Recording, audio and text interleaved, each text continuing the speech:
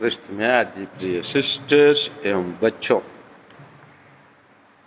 हम लोग वास्तव में हम पूरे समुदाय के साथ संत मोनिका के त्यौहार को माँ लोगों को संरक्षक के रूप में मनाने के कारण हम पिछले इतवार को हम मनाए थे।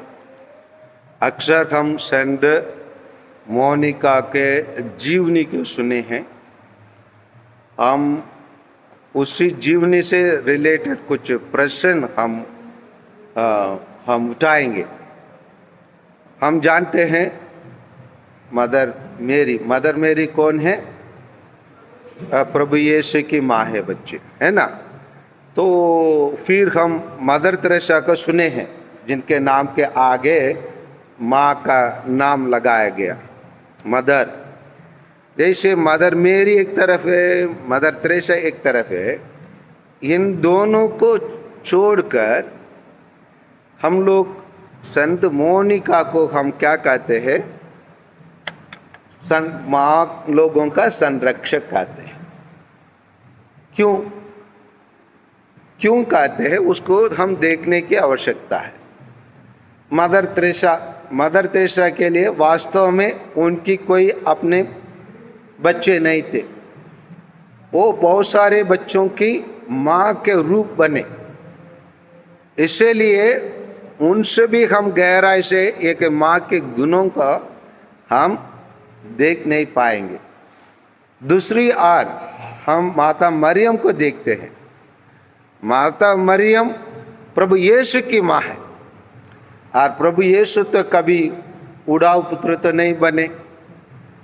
जो आजकल के युवा लोग जो गलतियां करते उसको तो प्रभु यीशु नहीं किए। इसलिए माता मरियम के पास उसी उड़ाऊ पुत्रों के लिए, नहीं तो आजकल के युवा लोग जैसे कुछ गलत काम करते उसी प्रकार काम करके उनके लिए वो प्रयास किए, उनको सुधारने के लिए, उनके सही मार्ग पर लाने के लिए। इसी कारण से हम माता मरियम को भी हम क्या नहीं कर सकते? माँ लोगों का संरक्षक कह नहीं सकते।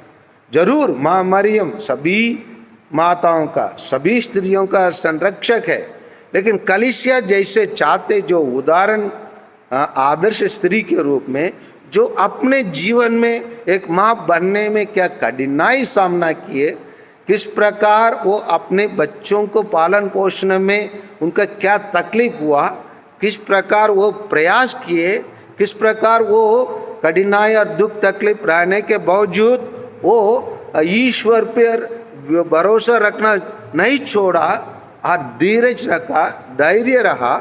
जैसे हम लोग आज के शुरुआत प्रार्थना में हम सुने थे, जैसे वो अपने बेटे अगस्टिन के लिए बहुत आस बहाया, उसी प्रकार हम भी अपने पापों के लिए आस बहाकर हम अपने जीवन में मन परिवर्तन लाने के लिए हम प्रार्थना किए।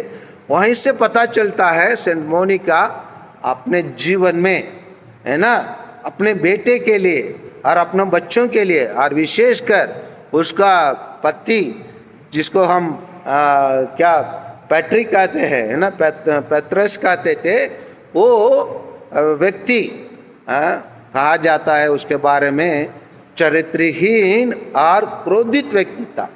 और ऐसे लोगों के साथ रहकर वो कैसे अपने जीवन बिताए, इसी से संत मोनिका से हम बहुत कुछ सीखने के लिए मिलता है। इसीलिए कलीसिया ऐसे एक स्त्री जो अपने जीवन में माँ के रूप में, और जिसके पास एक मानव पुत्र, एक मानव उनके लिए पुत्र के रूप में रहे, जो गलत रास्ता में उड़ाऊ पुत्र के रूप में चले गए, उसको सही रास्ते में लाने में सफल पाए, प्रयास किए, प्रार्थना किए, धीरज रखी, और उसके लिए वो उनके पीछे लगे रही। जैसे वो अपने देश नॉर्थ अफ्रीका से वो इटली देश मिलान में जगह के चले गया।